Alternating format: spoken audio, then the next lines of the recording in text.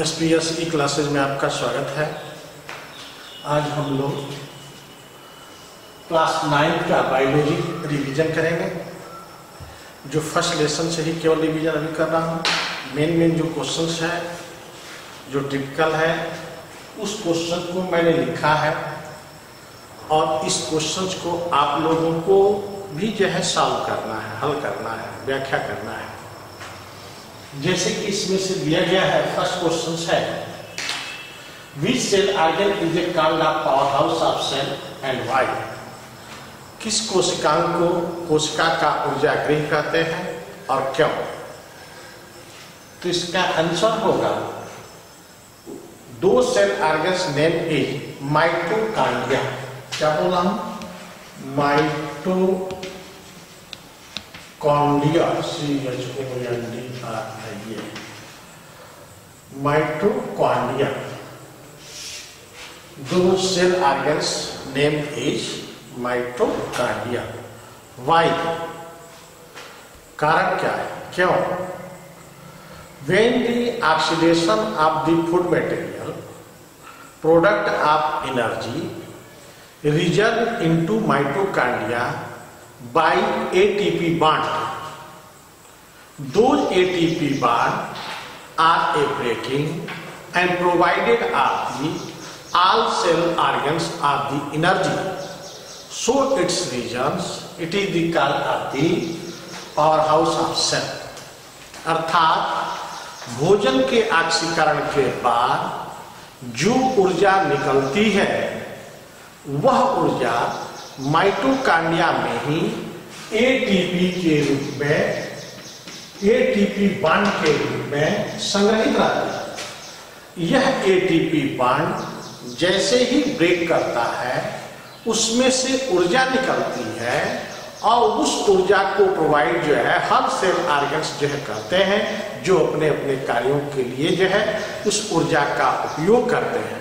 इसलिए ही हम यह माइटोकॉन्ड्रिया को ऊर्जा गृह करते हैं। समझ में? फिर सुन लीजिए। दो cell organs name is mitochondria because oxidation of the food materials product of the energy is the result of the in the mitochondria by ATP bond. Those ATP bond are a break bond of the break during this product of energy is the used by following type of cell organs in our function. So its reasons it is the called of the powerhouse of cell. समझ में? कि भोजन के ऑक्सीकरण के बाद जो ऊर्जा निकलती है वह ऊर्जा पौधे माइटोकॉन्ड्रिया में ही संग्रहित करते हैं एटीपी बांड के रूप में। और वह एटीपी बांड जब टूटता है तो उस दौरान जो ऊर्जा निकलती है उस ऊर्जा का उपयोग ये अन्य सेल्स ऑर्गन्स जो है अपने आवश्यकता अनुसार करते रहते हैं। इसलिए इसको हम कोशिका का ये ऊर्जा गृह या पावर हाउस कहते हैं। दूसरा क्वेश्चन है हम लोगों का primary stage. The primary stage colour of tomato is a green colour. अर्थात टमाटर की प्राथमिक अवस्था में वह हरे रंग का और बाद में जब मैच्योर परिपक्व अवस्था को प्राप्त करता है तो उसका ये कलर जो है रेड कलर में हो जाता है। क्यों? मैं क्वेश्चन पूछा हूं। The primary stage colour of tomato is a green colour but mature stage this colour is a change into red color. Why? Into red color. Why? क्या आंसर होगा इसका? The primary stage of the tomato is the green color. These are a present of the chloroplast. क्या होता है? Chloroplast.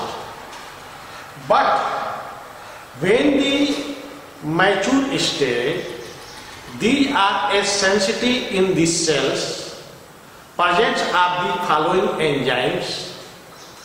During this mature state, some rays are absorbed of the effective color and green color into change into red colour. अर्थात प्राथमिक स्थिति में वह उसमें chloroplast होता है और यही क्लोरोप्लास्ट ही बाद में क्रोमोप्लास्ट में बदल जाता है। संक्षेप में इतना ही कर दें। अर्थात primary stage presence of the chloroplast, so it is the look at the green colour. some the mature stage is this color is changed into chromoplast. Those chromoplast is the color type of structure जिसके कारण उसका रंग या colour हो जाता है।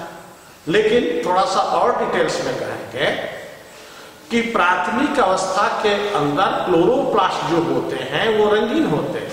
जैसे जैसे वो परिपक्व होने लगते हैं उसके अंदर के एंजाइम्स की सक्रियता बढ़ जाती है जिससे वह अति संवेदनशील हो जाते हैं और उसके अंदर का जो पिगमेंट्स होता है, वर्णक होता है, वह वर्णक संवेदनशील होने के कारण उसके ऊपर जो सूर्य की प्रभावी रंग होती है उस इफेक्टिव कलर को एब्जॉर्ब कर लेता है और अपने कलर को उसी प्रभावी रंग लाल के रूप में जो है कन्वर्जन कर लेता है, जिसके कारण ये प्राथमिक अवस्था में ये ग्रीन कलर का होता है और परिपक्व अवस्था में वो जो है रेड कलर का होता है। समझ में आया? संक्षेप में क्या कहेंगे? Chloroplast change into chromoplast. जिसे इसको क्या कहोगे? This tomato cell wall is the presence of the chloroplast pigments. Some after times these are changed into chromoplast. Chloroplast is changed into chromoplast. These during this process are provided to these special enzymes and pigments are more sensitive. Those are absorbed of effective color of some rays and our color is changed into the red color. Third है what is the difference between SER and RER? SER क्या मतलब होता है? RER का क्या मतलब होता है? SER मतलब होता है smooth endoplasmic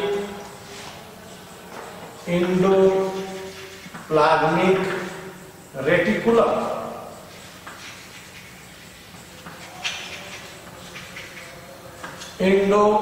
smooth endoplasmic reticulum ये जो है। और RER का मतलब होता है, इसको संक्षेप में SER बोलना है। और दूसरा होता है rough, rough endoplasmic reticulum. RER इसको बोलते हैं। ये दोनों ही इंडोप्लाज्मिक का ही भाग होता है जिनके चारों तरफ पैरेलल झिल्लियों का विन्यास होता है। इस विन्यास में राइबोसोम के उपस्थिति के कारण इसको दो भागों में बांटते हैं, SER और RER। SER those parallel membrane of this endoplasmic membrane, these are not presence of the ribosome particles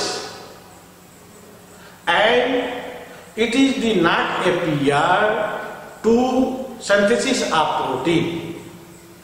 Those surface is the called of endoplasmic reticulum is the smooth endoplasmic reticulum.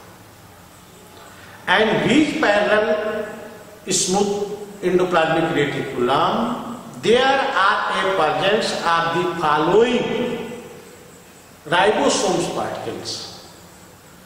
These surfaces are a very roughly, and it is the appear of the synthesis of proteins. Those surface is the called of the RER. इसको ये क्या कहेंगे, rough endoplasmic reticulum, इसको क्या कहेंगे, smooth endoplasmic reticulum.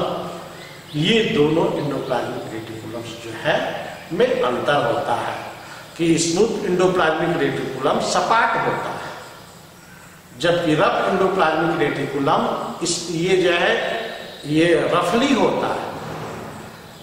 ये smooth endoplasmic reticulum surface are a not found of the ribosome particles, अर्थात smooth endoplasmic reticulum में ये राइबोसोम्स के पार्टिकल्स नहीं पाए जाते, जबकि स्मूथ ये एंडोप्लाज्मिक रेटिकुलम सरफेस पर आपके राइबोसोम्स के पार्टिकल्स जो है पाए जाते हैं। अगला तीसरा अंतर है, smooth endoplasmic reticulum is the not appear of the synthesis of protein, but rough endoplasmic reticulum appear in the synthesis of proteins. ये अंतर होता है, ये SER और RER। Which cells organs is the called suicide of cell and why? किस sales organs को कोशिका का आत्महत्या की थैली कहते हैं और क्यों?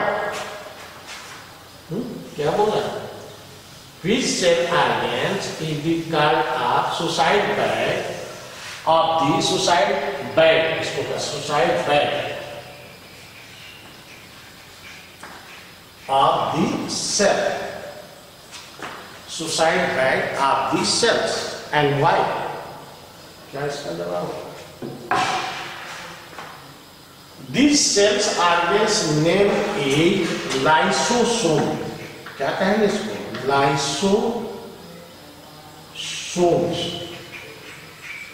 is the cause of suicide bag of cell. Why? क्यों? Because it is the field of high concentration of enzymes. When the break by external force, these enzymes are a flow in outer side. Those enzymes are digest to another cell organs. Those cell organs are made by proteins or lipids or amylase, etc. food materials. Those are a digest and all cells are a damaged. So it is regions are called the suicide bag of cells. अर्थात lysosomes के अंदर उच्च सांद्रता के enzymes भरे रहते हैं, जैसे हाइड्रेलेज, ऑक्सीडेज, परऑक्सीसोम्स।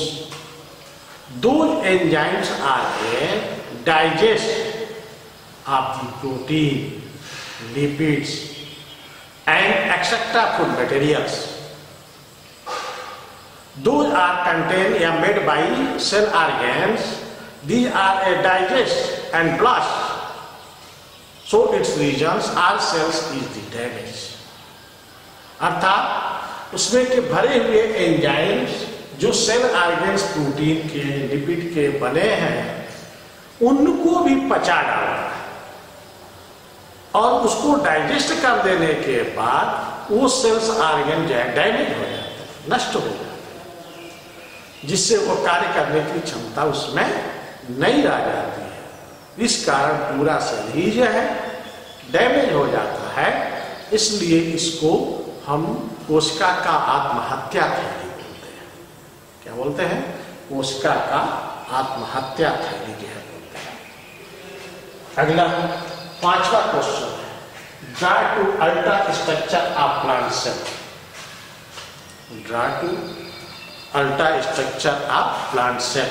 पादप कोशिका की परारचना का चित्र बनाइए। पादप कोशिका की परारचना का चित्र बनाइए।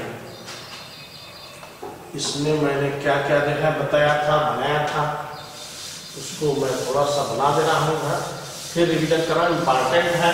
ये जितने क्वेश्चंस मैं जो है आप लोगों को बोल रहा हूँ, इस चीज को आप लोगों को हल करना है ना, वो सब कापी पर जो है लिख करके जो है लाना है। इसमें हम फिगर बना रहे हैं।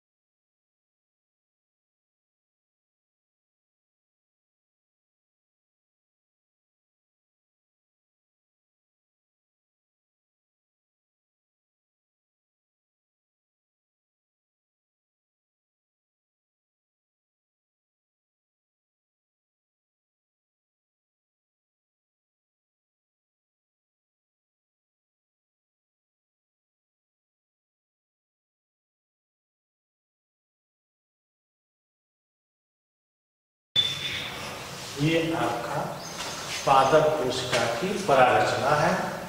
ये आपको बनाने के लिए एग्जाम में भी दिया जाएगा। सेल ऑर्गन्स हैं, उन सेल ऑर्गन्स के बारे में एक्सप्लेनेशंस भी करना होगा ना। ये आपका आज क्वेश्चन दिए, 5 क्वेश्चन आप लोग पूर्णतः तैयार करके हमको जो है दिखाएंगे। और क्वेश्चंस यदि नहीं समझ में आता है तो फिर से हमको जो है आप पूछेंगे हमारे व्हाट्सएप पर, मोबाइल पर किसी तरह से क्वेश्चन जो है पूछ देंगे, यूज करके जो है इसको कंप्लीट करके रखना होगा। ये बायो का फर्स्ट लेसन का मैंने केवल रिवीजन किया है। Thank you.